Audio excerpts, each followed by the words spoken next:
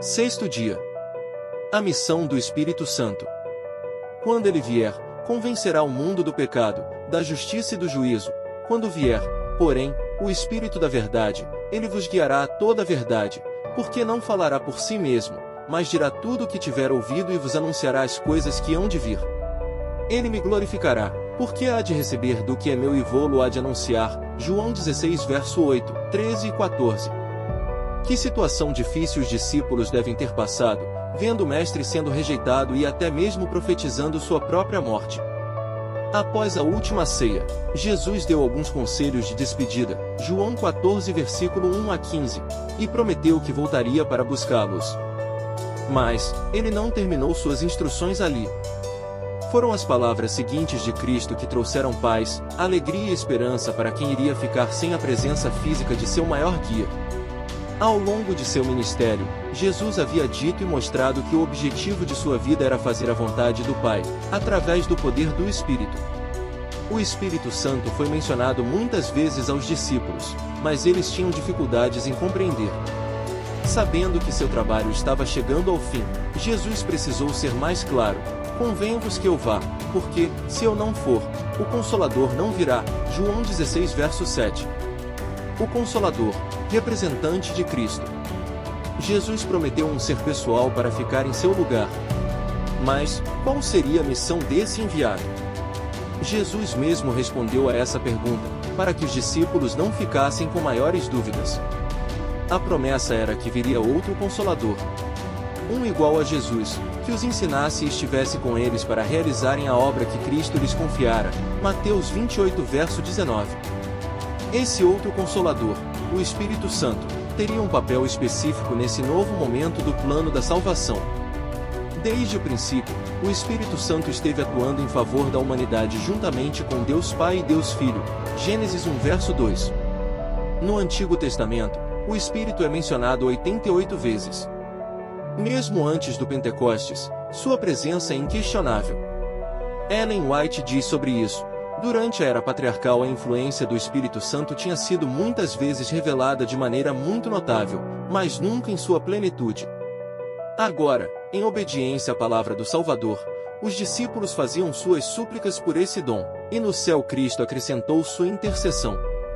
Ele reclamou o dom do Espírito para que pudesse derramá-lo sobre seu povo. Atos dos Apóstolos, página 37. O Espírito Santo também atuou claramente no ministério de Jesus.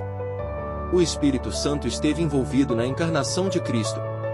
Jesus foi concebido por Maria pelo poder do Espírito. Lucas 1 verso 35.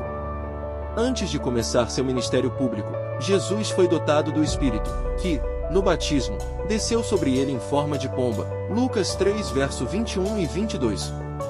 Logo depois do batismo, o Espírito o levou ao deserto. Mateus 4 verso 1. Cristo foi guiado pelo Espírito em todo o seu ministério. Também vemos o Espírito Santo na manifestação da vida justa de Jesus, 1 Timóteo 3 verso 16, em seus milagres Mateus 12 verso 28 e em sua ressurreição, 1 Pedro 3 verso 18. Essa realidade assinala poderosamente a importância do papel do Espírito Santo no plano da salvação e em nossa vida. Lição da Escola Sabatina, segundo trimestre de 2006, página 23. Ele deu força, sustentação e capacitação ao trabalho de Jesus. Como Jesus era dependente do Espírito Santo, assim também devemos ser. Os discípulos fugiram, ao verem seu mestre preso e prestes a ser condenado. Medo, pesar e incertezas quanto ao futuro devem ter tomado conta deles. Mas os discípulos mal puderam acreditar quando viram Jesus ressuscitado. Agora, estavam convictos de tudo que Cristo era e daquilo que os havia ensinado. No entanto, ele, pessoalmente, não poderia ficar com eles. O Espírito Santo veio, como representante de Cristo, para dar continuidade ao seu ministério aqui na Terra, para tornar individualmente eficaz a obra da redenção. É missão do Espírito levar as pessoas a se convencerem do pecado e aceitarem o plano da salvação. Convencedor, aquele que nos transforma e restaura. O Espírito Santo tem uma missão clara: ajudarmos a entender o que Jesus fez e ensinou. A atuação poderosa do Espírito Santo não cessou no Pentecostes. Desde então, o Espírito tem trabalhado de forma insistente no coração de cada crente, na vida dos discípulos. O Pentecostes significou transformação e compromisso com a pregação das boas novas da salvação. Esse mesmo Espírito espera de nós disposição para sermos usados na proclamação do Evangelho.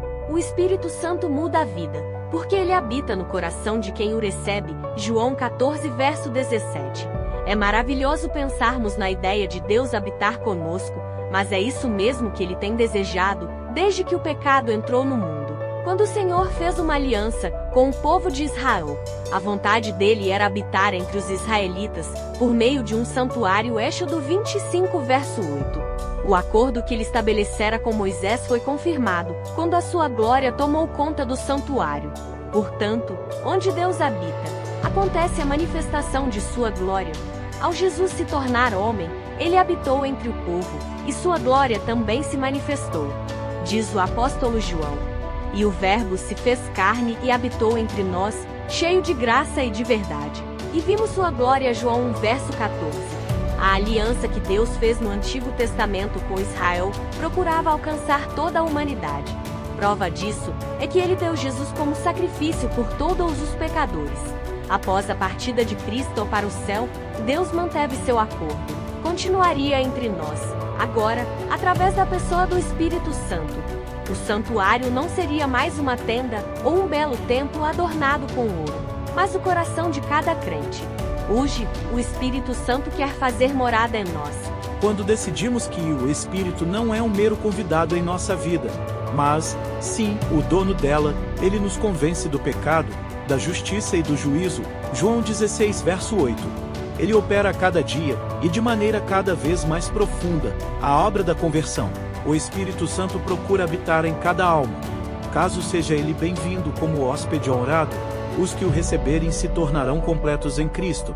A boa obra será terminada, os pensamentos santos, as celestiais afeições e os atos semelhantes aos de Cristo tomarão o lugar dos pensamentos impuros, dos sentimentos perversos e dos atos obstinados. Conselhos sobre saúde, página 561. Aqueles que se entregam ao Espírito experimentam uma nova vida. Ele desenvolve no coração do crente repulsa pelo pecado e necessidade de Cristo. Assim, o cristão pode refletir a glória de Jesus, e sua graça se torna evidente na vida.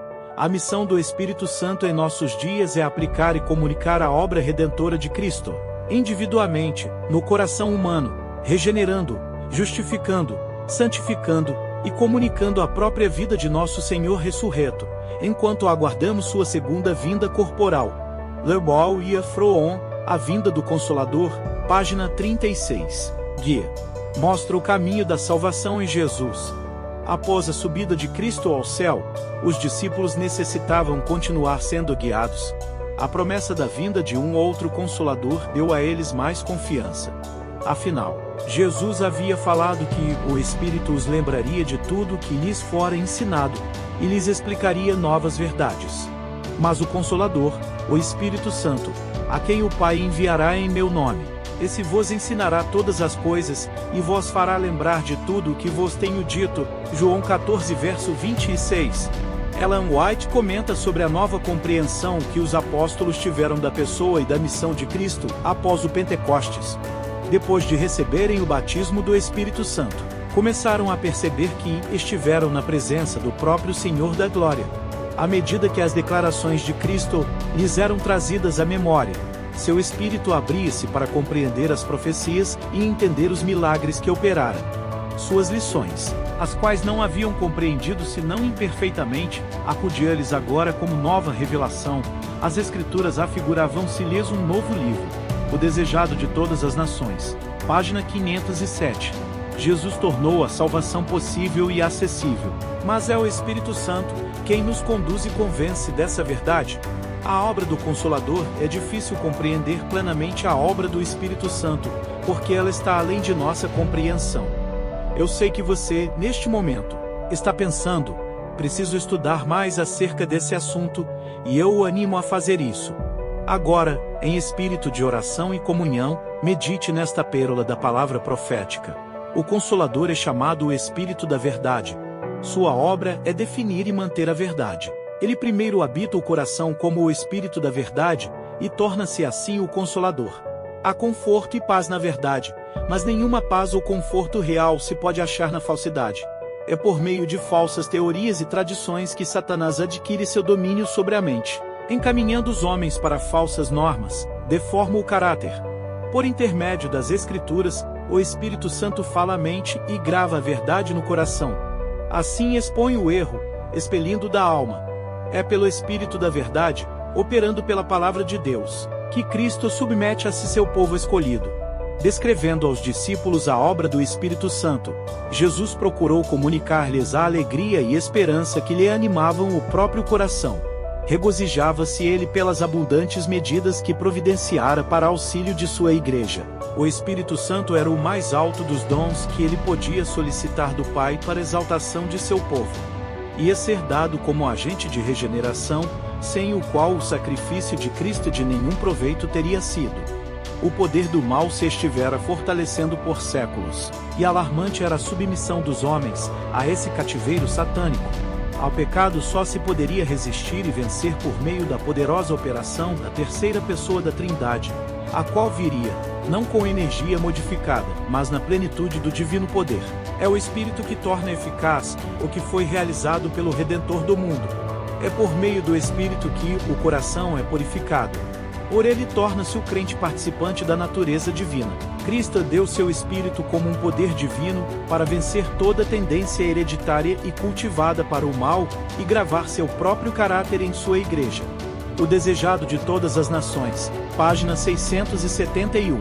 Conclusão. Na promessa do Espírito Santo encontramos solução para todas as nossas necessidades, pois ele é consolador, convencedor e guia. Ele não nos deixa órfãos. Ele nos convence do nosso pecado. Ele aponta o Salvador e nos conduz a Ele. O desafio do Espírito Santo para minha vida hoje é: viva a vida de fé dia a dia. Não se torne ansioso e preocupado com o tempo da tribulação, sofrendo de antemão. Não fique pensando: estou com medo e não permanecerei no dia do grande teste. Você deve viver o presente, um dia de cada vez, pois o amanhã não lhe pertence. Hoje você vence o eu. Hoje você deve ter uma vida de oração. Hoje você deve combater o bom combate da fé. Hoje você deve crer que Deus o abençoe. Ao obter a vitória sobre as trevas e a descrença, você preencherá os requisitos do Mestre e se tornará uma bênção para aqueles ao seu redor.